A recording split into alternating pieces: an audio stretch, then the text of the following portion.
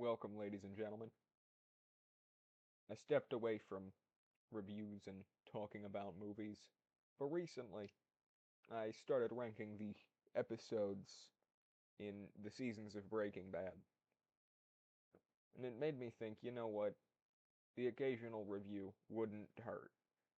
I say as if I am not in unbearable pain and agony making this godforsaken video.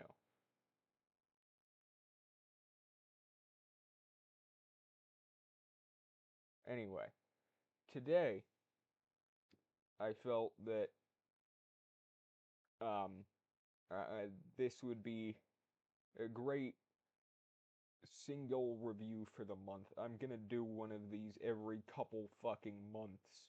Because I honestly don't want to do them, and they're gonna be very different than the old ones.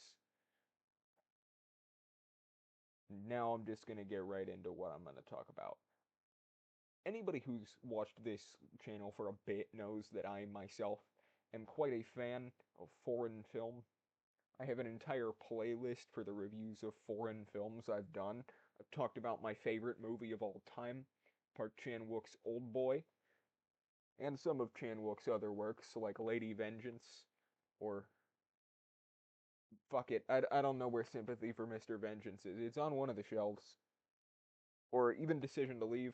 And I've talked about films from this director. I talked about Takashi Miike's Yakuza, Like a Dragon. But today, I'm here to talk about one of the most fucking disturbing films I've ever had the misfortune of watching. I'm talking about it not because I want to go do reviews, but because nobody I know has seen this film. Lucky fucking them. And nobody wants to listen to me yap about it. So now, you fucks get to listen to me yap about Ichi the Killer. This film, I was recommended by the internet because I was told if you like Old Boy, you'll love Ichi the Killer. I did not love this film.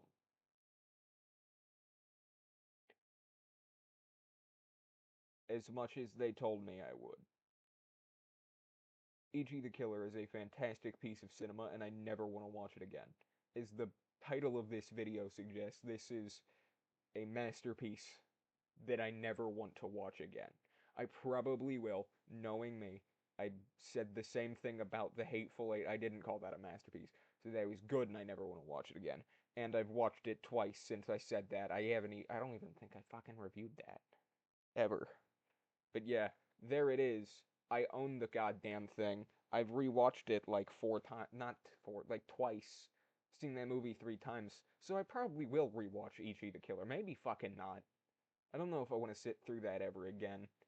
This is a film about a man who kills people. And guess what his name is? Fucking Kakihara. Ichi's not the main goddamn character. Kakihara is a high-ranking Yakuza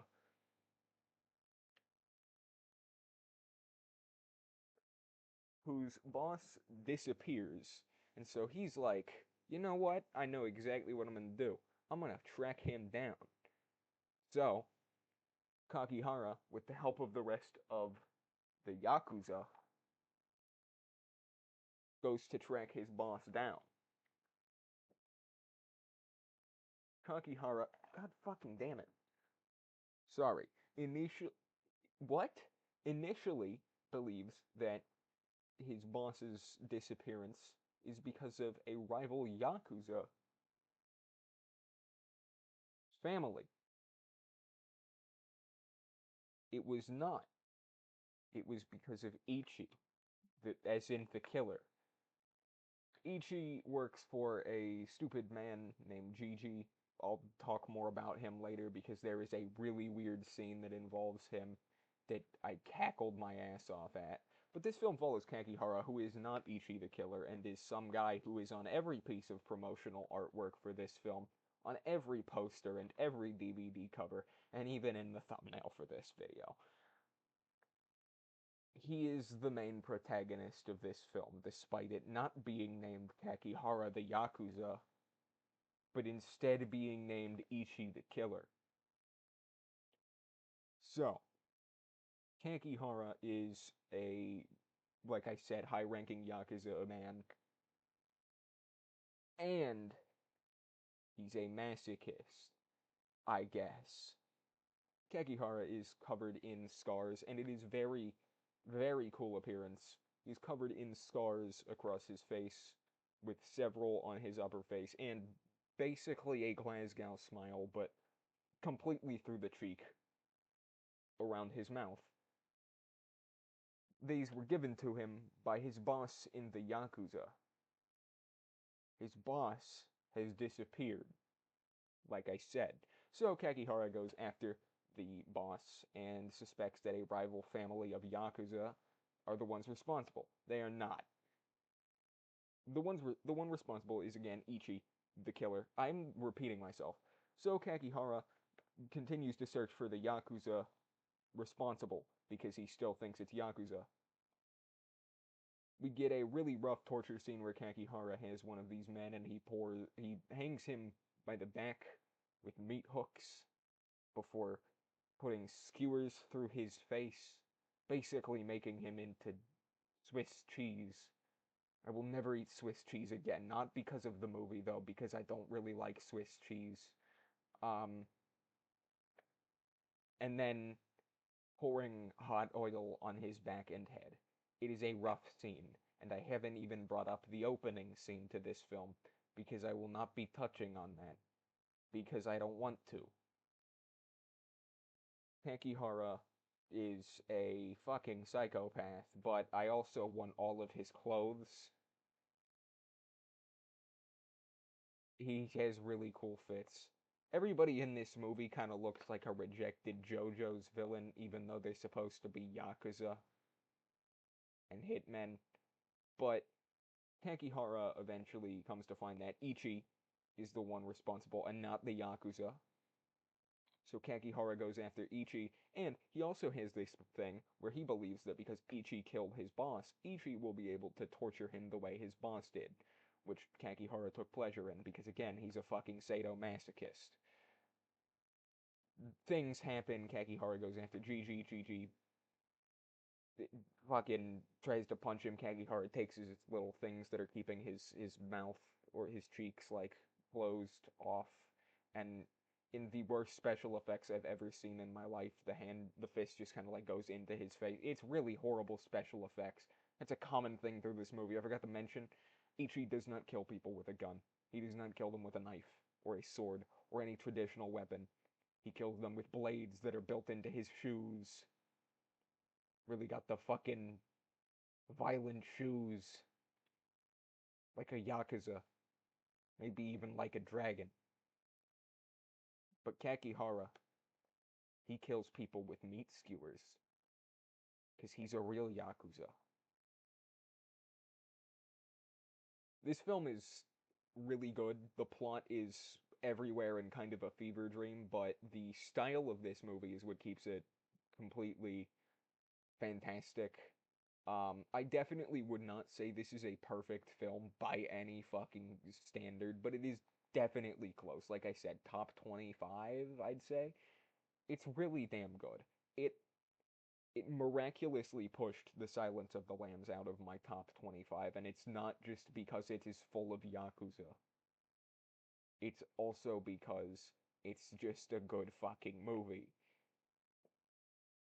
The ending is kind of pointlessly dark, with Kakihara taking his meat skewers while Ichi is being beaten up by a literal, like, 9-year-old fucking kid, and shoves the meat skewers into his own ears, hallucinates Ichi, stabbing him through the head with his boot knife or whatever the fuck, and then pushing him off of a balcony.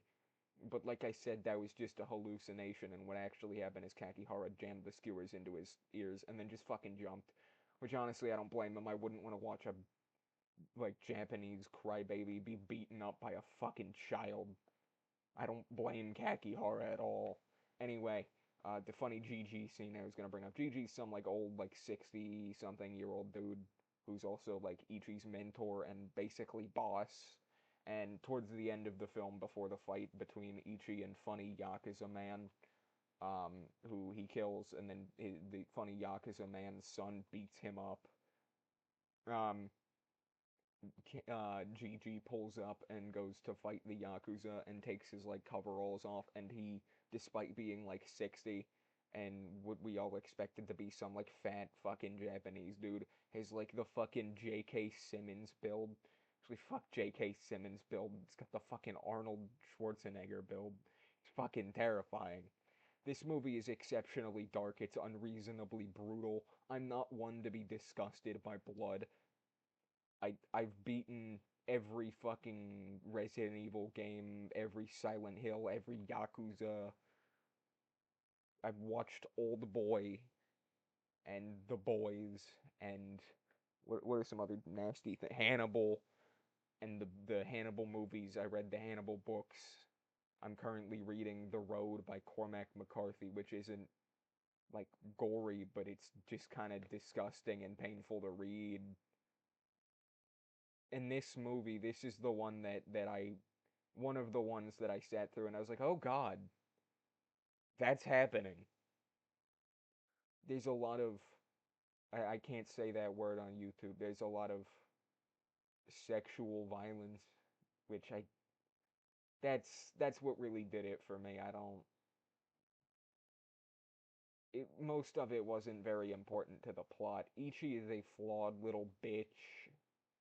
He's a fucking whiny ass bitch who's being like mentally corrupted by Gigi. I don't fucking know. Gigi's a fucking asshole, but I'm scared to insult him because even though he's a fictional character, he might spawn into the real world and use his insane build to beat me into a bloody pulp. Kakihara is a psychopath, but I want all of his clothes.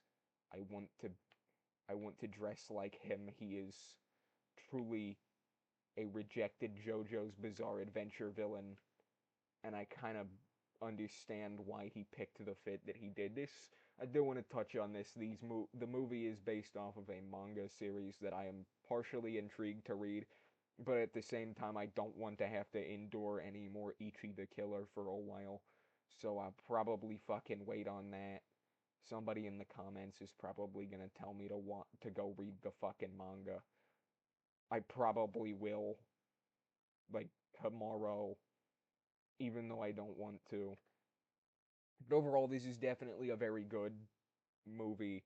It's got a lot of good things, but it's flawed in a lot of ways. It's unbearably violent, and that is sometimes good. I love the hallway fight scene in Old Boy. I love 28 Days Later in its entirety. I love Old Boy in its entirety, but that isn't really like the goriest film. I didn't love the torture scene with the teeth, but other than that, it's not the most unbearable shit. This movie had Yakuza. It's a great piece of film. I love the like a lot of this movie has so much good going for it. They could do with a little less blood, and that is one more thing that I want to mention. The blood in this movie is so fucking unrealistic, and it kind of works to its advantage.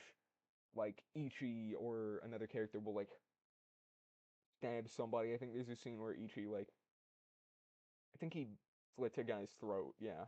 And like the blood just goes fucking everywhere. It's very Kill Bill-esque. The special effects are fucking terrible, but I can't help but love this film while being so repulsed by it at the same time. But yeah, if you enjoyed this video, fuck off. I'm joking.